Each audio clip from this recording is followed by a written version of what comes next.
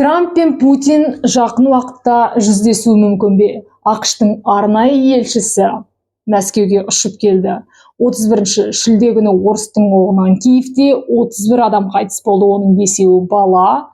Және осы аптада Лукашенко мен Путин кездесті. Маңызды не айтылды?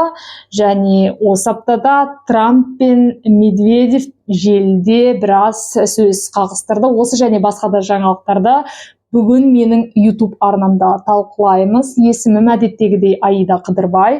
Украина 8 жылға созылған іс-сапар кітабының авторымын. Киевте саналы ғұмырымның 8 жылын және соғыс басталғаннан бері Европадан, Испаниядан босқын статусын алған қазақтың тілшісімін.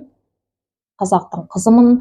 Соғыстың басталғанын, соғыстың барысын, соғыстың қазіргі күйін өз көзіммен көріп жүрген адаммын. Және Европада тұрғаннан кейін Еврокомиссия, Европалық одақтың Украинаға нақты көмегінде өз көзіммен көріп, соны жазып жүрген адамның бірімін. Сондықтан арнама жазылыңыздар, коммент қалдырыңыздар, лайк, дизлайк бәрі мен үшін маңызды, және соны жасаған адамға басымды иіп алғысымды айтамын. Және жаңалықтарды талқыламас бұрын сіздерге жақсы жаңалығым бар. Украина 8 жылға созылған іс-сапар кітабым Астанадағы ұлттық бас кітапхананың қорына келіп түсті. Сондықтан ұлттық кітапханаға арнайы қыдырып барып, сол жерде менің кітабымды алып, оқып, кейін маған пікір жазсаңыздар, әрине еңбегімнің ақталғаны. Каспиден де алып оқуға болады. Бір жаңалығым, Каспиде жаңағы орыстардың пропагандалық бағын насихаттайтын, жаңағы Путинге арналған, Z-қа арналған дүние өте көп екен. Мен соны көріп, біраз көңілім құлазыды. Сондықтан менің де кітабым сол Каспи дүкенінде тұр. Бұл нағыз қазір ақпараттық соғыстың дәурені жүріп тұрған кезең. Сондықтан Z кітаптарды оқып жүрген адамның көп екенін білемін Қазақстанда. Солардан қалмау үшін өзіңіздің пікіріңізді қалыптастыру үшін менің де кітабымды алып оқуға шақырамын. Сонымен, Украина Ресей арасындағы соғысқа қатысты осы аптада қандай маңызды жаңалық орын алды дегенде, әрине Америка құрама елшісінің арнайы елшісі, Америка құраманың ақш-тың арнайы елшісі Мәскеуге ұшып келді. Путинмен кездесті. Стив Уитков деген саясаткер. Және бұл кездесуді әсіресе орыстың пропагандалық бақ құралы өнімді деп жазды. Трамп та кейін өнімді деп жазды. Бірақ тікелей журналистер өнімді дегенді қалай түсіндіресіз деп Трамптың өзінен сұраған кезде, біз Ресей, Украина арасындағы соғысты тоқтату үшін келісімге келе жатырмыз деген жалпылама ұғымдама жауап берді. Ұғымда, бірақ Ресей басшысының өз жолы бар, ол соғысты тоқтатуға мүдделі емес. Соғысты өз көзіме көрген адам ретінде айтамын. Және ол Лукашенкомен әңгіме барысында әрине бостан босқа өлген орыс солдаты жоқ деген айтты. Яғни бостан босқа дегені әрине негізсіз деп тұр ғой, бірақ мыңдаған солдат негізсіз өліп жатқан ол шал көріп тұрған жоқ. Путин саясаткер деп айтуға аузым бармайды, өйткені бәрібір әрине ол саясаткер, әрине ол қаншама жылдан бері Ресейдің басшысы болып отыр. Әрине өзінің миссиясы бар, Ресейдің өз миссиясы бар Украинаға соғысты ашудағы, бірақ соншалықты мүләйімсіп отырып, мұншалықты сөздерді айтады деуге аузым бармайды. Әрине бұл жағдай күлкілі, бірақ Украина үшін сол жерде өліп жатқан орыс солдаты болсын, Украина солдаты болсын, ол күлкілі емес. Нағыз трагедия. Бірақ орыс үшін, орыс қоғамы үшін бұл операцияның өзінің мақсаты бар. Және пропаганда қысқа күнде 40 рет қайталайды оны. Украинаның мемлекеттілігін жою, Украинаны мемлекет ретінде жою. Сондықтан олар Киев режимі, нацистік режим, неонацизм деген жаңағы өздерінің тауып алған терминдерін күнделікті пайдаланады және соны өзінің халқының миына құяды. Біздің қоғамда да сол орыстың ұлылығын, Путиннің ұлылығын шынымен де сенетін адамдар көп екенін білем. Сондықтан тағы бір қайталап айтам, кітабымды алып оқыңыздар. Ол жерде өзімнің көзіммен көрген ақпараттың анық-қанығын жазуға тырысамын. Сонымен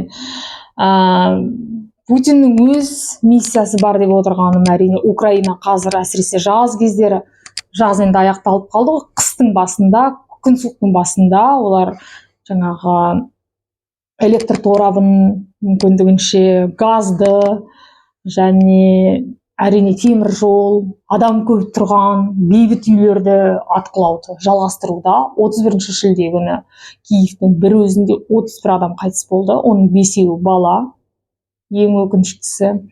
Және Киевтің қақ ортасында болған жағдай, өйткені қазір Украина, Ресей тарапы 150-200 дрон емес, 1000-ға жуық дрон жібереді, және дрон күннен күнге жаңағы заманауи жабдықтармен қамтылуда. Бәрібір Ресей өзінің күшіне сенеді және Қытайда оны қолпаштап отыр. Сондықтан бәлкім ол Қытайдың көмекке келуі мүмкін деген өйтер сенеді, және өзінің әрине ол бай халық дронды заманауи қылуға мұршасы жетеді. Бірақ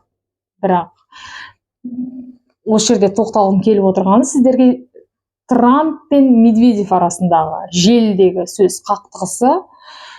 Бұл жерде атам қазақ өте жақсы айтқан ғой, аңдамай сөйлеген ауырмай өледі деп. Әрине Трамп кім, Медведев кім? Бірақ Трамп Байден емес. Ол өзіне қарата айтылған сөзді, Америкаға қарата айтылған сөзді құр жұтып отыра салатын саясаткер емес. Өз постын өзі жазатын адам деп ойлаймын. Сондықтан екеуара қақтығыс қалай басталды деген әңгімеге келетін болсақ, ультиматумға қатысты Трамп 50 күнді 10 күнге қысқартты ғой. Сол кезде Медведев әрине өзі пост жазады, арнайы пост, бір 10 күнне, 50 күнне бізге бәрібір, біз Украина басшысы Американы меңзеп отыр. Жалпы Медведевтің посты өте бір андай, тағы бір қайталап жатамын, бір мықты саясаткер емес, аузынан ақ ит кіріп көк ит шығатын жалба-жұлба пост. Мысалы, адамның ар-намысына тиетін сөздерді өте қатты жиі қолданады. Қорсылдаған шошқа дейді, Еурокомиссияның басшысы Урсуланы кәрі кемпір дейді. Бірақ Трампқа қатысты олай айтуға Медведевтің духы жетпейді. Сондықтан ол ультиматумға қатысты айтты. 10 күн ба, 50 күн ба Ресейге бәрібір біз жаңағы Америкамен қақтығысуға дайынбыз деген сияқты контекстте, және ұйқылы Джо жолына түсіп кетпеуін тілейміз деген сияқты Трампқа қатысты. Ұйқылы Джо деп отырғаны Байден, оны кезінде Трамп солай атаған. Бірақ әрине бұл посты Трамп көзден таса қылған жоқ, бірден жауап берді. Және жауап өте қызық, қоғамда, әлемдік қауымдастықта дүрбелең тудырды. Өйткені сөздің күші бар. Ауырмай сөйлеген аңдамай өледі деп отырғаны сол. Трамп сөздің күші бар. Бұл сөз жүзінде деп ойлаймыз, бірақ Америка өзінің екі жаңағы зымыран тасығыш судың кемесін, зымыран тасығыш кемені екі аймаққа тырнақшаның ішінде орналастырамыз деген үндеу айтты. Әрине, осы Трамптың сөзінен кейін Ресей тарапы бір тәулік бойы үнсіз қалды. Дегенмен кейін Зеленский жаңағы Медведев жауап берді. Ресейдің бұрынғы басшысының сөзі аузын айға білеген Американы шошытады деген ой болмаған деген сияқты тағы да бір екі ұштылау пікірмен, бірақ адамның ар намысына тиетін әдеттегі Медведев жазатын пост емес, жұмсақтау. Одан кейін ультиматумға қатысты Путиннің жауабы осы Лукашенкомен кездесу кезінде де айтылды.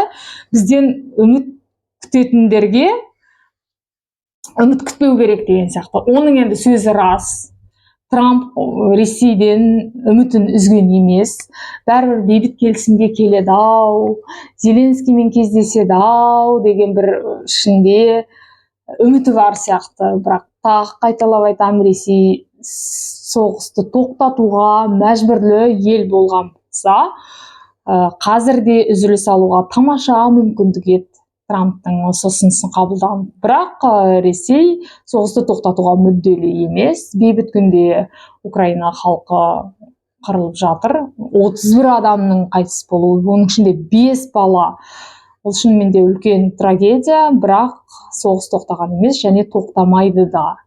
Өздеріңіз де көрген шығарсыздар, Лукашенкомен әңгіме барысында әрине Путиннің мысы басылып қалған. Ол 4 жыл бұрынғы бүйтіп қақайып отырған шал емес, бүйтіп сүмірейіп шықты ғой. Енді өздеріңіз көріп отырсыздар. Алдында журналистер емес, апаларды жинап алған және өзінің ескі досы Лукашенко Путинге ешқашанда жоқ деп айта алмайды.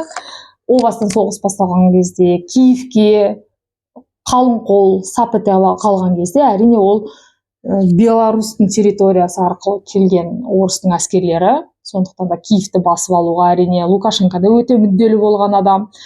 Және осы бір кездесуде әрине Лукашенко Путиннің жанынан табылды. Және бір сөзінде орыс бәрібір жаулап алады деген кезде, жаңағы Путин жаулап емес, өзінің елін, өзінің жерін қайтарады деген сияқты. Сол баяғы әңгіме, сол баяғы өзін биік ұстау, Украинаны орыстың бір жері ретінде қарау, өзінің жері ретінде қарау, және осы сөздерді, ескі сөздерді қайталады, ештеңе жаңа деп айтқан жоқ.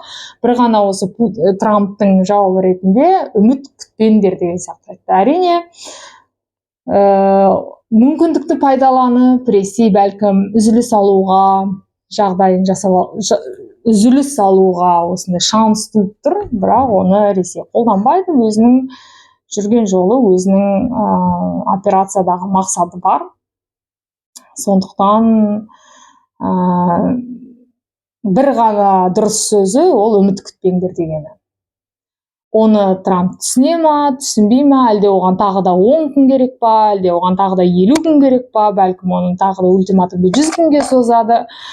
Украина тарапы Медведевті де, Ресейдің пропагандасында Путинді де 5 саусағындай жақсы білетін болса, Америка әлде де осы соғысты тоқтатуға, келіссөзге шақыруға тырыспауда, бірақ бәрін әлде бір мезетте бәрі астан-кестен өзгеруі мүмкін. Мысалы, екі сүңгуір зымыран қайығын екі облысқа жақын, Ресейге жақын аймақтарға орналастырамыз деген сияқты. Әрине Трамптың жауабы маған ұнады, бірақ солай бола ма, болмай ма, оны бір Құдайдың өзі біледі. Трамп та екі ұштылау адам, бүгін былай айтады, ертең былай айтады. Сондықтан да жаңалықтарды әрі қарай анық бақылайтын боламыз. Сіздерге Европада мүмкіндігінше объективті жаңалықтарды жеткізуге тырысамын. Ал сіздердің тараптарыңыздан менің каналыма жазылу және комментарий жазу. Келесі аптада кездескенше.